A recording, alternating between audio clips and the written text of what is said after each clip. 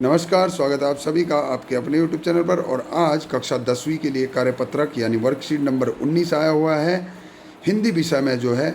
और इस यहाँ पर आपके लिए एक ये जो है 18/8/2021 के लिए है। तो प्यारे बच्चों, इस वीडियो को बड़े ध्यान से देखें, अंत तक देखें और अंत में हम इसमें दिए गए प्रश्नों के उत्तर देने का भी प्रयास करेंगे। तो बने रहे मेरे साथ। और सबसे पहले इस वीडियो को आप अपने सभी मित्रों के साथ शेयर ज़रूर कर लें। और जिन बच्चों ने अभी तक इस YouTube चैनल को सब्सक्राइब नहीं किया है वे इसे सब्सक्राइब ज़रूर कर लें, ताकि सभी वीडियो आप तक बड़ी आसानी से पहुंच जाएं और आप इन्हें समझ सकें। साथ ही साथ जिनके पिछले कार्यपत्रक यानी वर्कशीट छूट चुकी हैं वे इसी YouTube चैनल के माध्यम से वे सभी कार्यपत्रक देख सकते हैं। तो चलिए शुरू करते हैं। इसमें क्या लिखा है? इसमें लिखा गया है कि प्यारे बच्चों, पिछले दिनों हमने नेताजी का चश्मा पाठ का सामान्य परिचय एवं नेताजी के नारों तथा नगर पंचायत के कार्यों के बारे में जानकारी प्राप्त की। तो चलिए आज हम उससे आगे बढ़ते हैं और देखते हैं कि लेखक हमें और क्या जानकारी देते हैं। गद्यांश पढ़कर प्रश्नों को हल कीजिए। तो ये आपके लिए एक पहले कार्यपत्रक आया था, उसमें भी आपके लिए क्या पूछा गया था, नेताजी का चश्मा नामक पाठ से गद्यांश दिया गया था। और आज उसी पाठ से संबंधित दूसरा गद्यांश आपके लिए है। तो चलिए शुरू करते हैं इस गद्यांश को पढ़ना।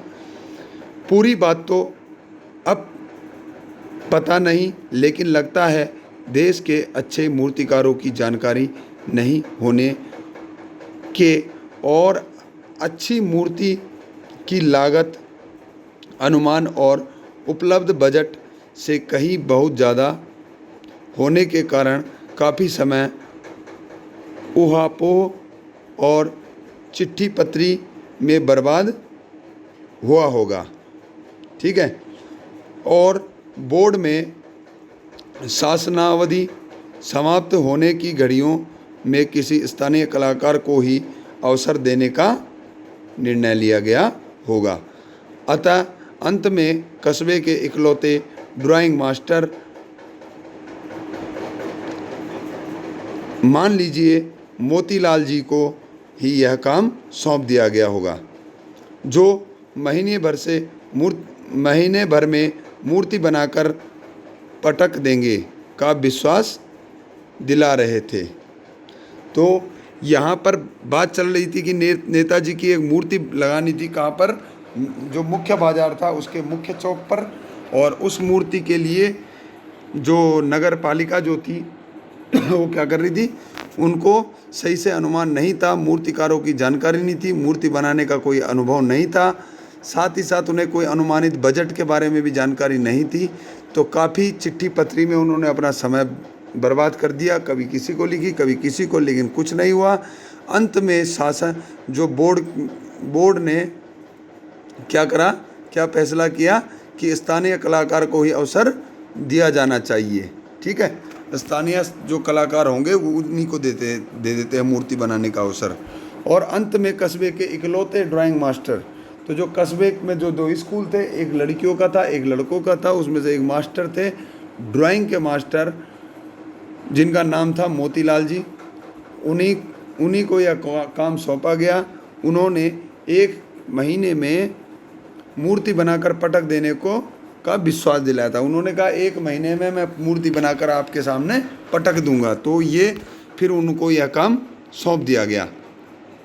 जैसे कि कहा जा चुका है कि मूर्ति संगमरमर की थी, टोपी की नोक से कोट की दूसरी बटन तक कोई 2 फुट ऊंची। तो देखिए नेताजी की जो टोपी है, टोपी की जो नोक है वो सबसे ऊंचाई पर है, वहाँ से बनानी शुरू करनी थी। और कहाँ तक बनानी थी? दूसरे बटन तक। ठीक है, जो उनका कोट था, कोट के दूसरे बटन तक, यानी कि छाती के पास तक इतनी बड़ी मूर्ति बननी थी, जिसकी ऊंचाई कितनी थी? 2 फीट थी, जिसे कहते हैं बस्ट। ठीक है, और सुंदर थी। नेताजी सुंदर लग रहे थे, कुछ मासूम और कमसिन। तो नेताजी क्या लग रहे थे, मूर्ति बनकर तैयार हो गई थी, तो नेताजी बहुत सुंदर भी लग रहे थे, कुछ मासूम से लग रहे थे और कुछ कमसिन लग रहे हैं। कमसिन यानी कि कम उम्र के। फौजी वर्दी में मूर्ति को देखते ही दिल्ली चलो और तुम मुझे खून दो मैं तुम्हें आज़ादी दूंगा वगैरह याद आने लगते। तो जो दो नारे मैंने आपको पिछली वीडियो में ही बताए थे कि दिल्ली चलो और तुम मुझे खून दो मैं तुम्हें आज़ादी दूंगा का जो नारे थे, इनको किसने दिया था, नेताजी ने दिया था। इस दृष्टि से यह सफल और सराहनीय प्रयास था।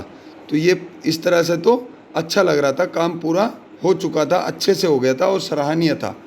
ठीक है, केवल एक चीज़ की कमी थी जो देखते ही खटकती थी, नेताजी की आंखों पर चश्मा नहीं था। अब जो खटकती थी वह यह था कि नेताजी की आंखों पर चश्मा नहीं था, वही खटकता था। लेकिन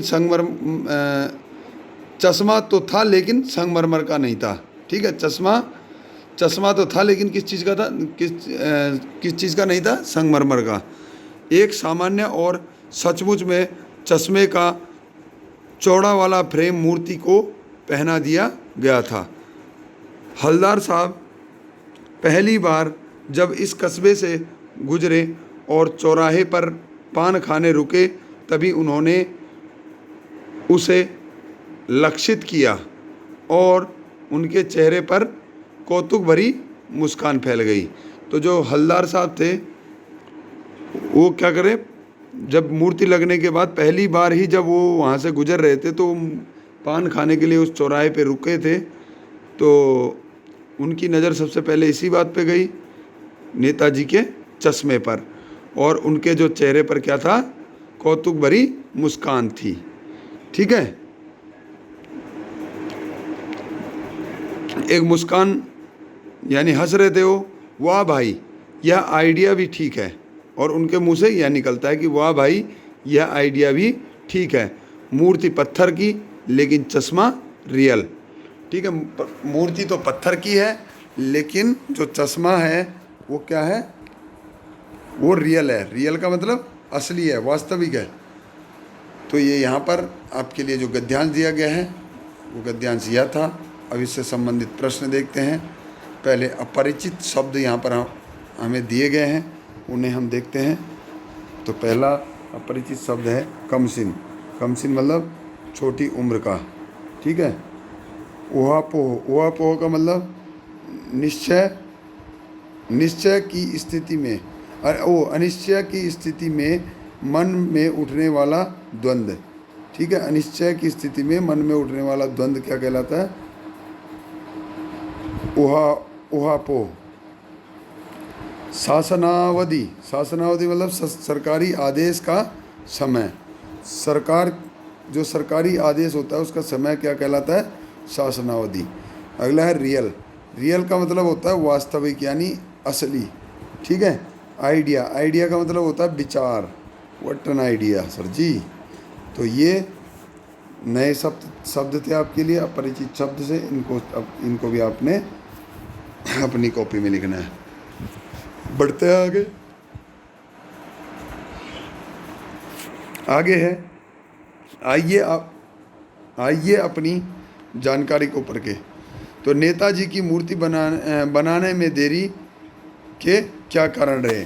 तो नेताजी की मूर्ति जो बन रही थी उसमें देरी किस लिए हुई, क्योंकि उनको उस मूर्ति का सही अनुमान नहीं था। फिर उनको कलाकार जो मूर्तिकार नहीं मिल पा रहा था। ठीक है, तो यही कारण था। चिट्ठी पत्रियों में इन्होंने अधिक समय व्यतीत कर दिया था, इसलिए। अगला प्रश्न है, स्थानीय कलाकार से आपका क्या आशय है। तो स्थानीय कलाकार यानी कि जो वहाँ का लोकल कलाकार होता है, स्थानीय कलाकार कहलाता है। जैसे कि आप शकरपुर में रहते हैं, मंडावली में रहते हैं, तो वहाँ पर कोई भी चीज़ हो, कोई भी कार्य करने वाला हो, तो उसे आप कह सकते हैं कि स्थानीय जो भी हो। ठीक है, कुछ भी काम करने वाला, स्थानीय दुकानदार, स्थानीय कलाकार, स्थानीय मैकेनिक, स्थानीय, ठीक है, स्थानीय पुलिस चौकी, कई सारी चीज़ें। तो चलिए, स्थानीय व्यक्ति। अगले प्रश्न की ओर बढ़ते हैं। हलदार साहब के चेहरे पर कौतुक भरी मुस्कान क्यों फैल गई? क्यों फैल गई? क्योंकि नेताजी की जो मूर्ति थी वो संगमरमर की थी, और जो उनका चश्मा था वो कैसा था? रियल था, वास्तविक था, इसलिए। अगला प्रश्न है प्रश्न नंबर 4। वाह भाई, यह आइडिया भी ठीक है। इस वाक्य को ध्यान में रखकर बताइए कि एक भाषा में दूसरी भाषा के शब्द आने से क्या लाभ होता है। तो जैसे इन्होंने यहाँ पर एक भाषा में दूसरी भाषा के शब्द डाले हैं, वो कौन से हैं? वाह भाई, यह आइडिया भी ठीक है। तो आइडिया जो शब्द है यहाँ पर, आइडिया वो इंग्लिश का शब्द है, अंग्रेजी का शब्द है। तो एक भाषा में जब दूसरी भाषा का शब्द जोड़ दिया जाता है तो वह आसानी से समझ में आ जाता है। कई सारे शब्द ऐसे होते हैं, अगर मैं शुद्ध हिंदी यहाँ पर बोलने लगूँ तो वह भी आपको समझ में नहीं आएगी, ठीक है। तो इसलिए जो स्थानीय जो भाषा है, अन्य भाषा है, उसके शब्द बोलने से क्या होता है? बात आसानी से समझ में आ जाती है। अगला प्रश्न है प्रश्न नंबर 5। किसी स्थानीय कलाकार को अवसर देने का निर्णय किया गया होगा। इस वाक्य में निपट छांटकर 5 वाक्य लिखिए। तो मैं बता देता हूँ कि ये निपट नहीं है, ठीक है, ये है निपात, ठीक है, निपात है।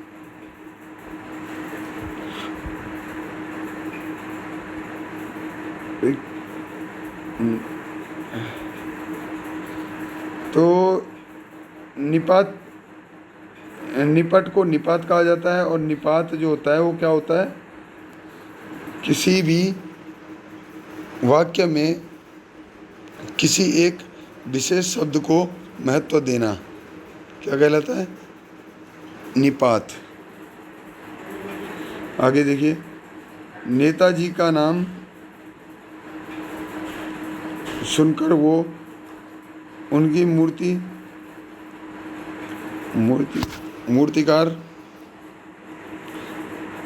तस्वीर देखकर उनके प्रति आपके मन में किस तरह की तस्वीर उभरती है। तो ये आपको करना है, गतिविधि है। और अंत में एक महत्वपूर्ण सूचना, कोविड-19 के विरुद्ध सुरक्षित रहने के लिए अपना मास्क का उपयोग ज़रूर करें। तो चलिए मिलते हैं अगली वीडियो में, तब तक के लिए नमस्कार, जय हिंद, जय भारत।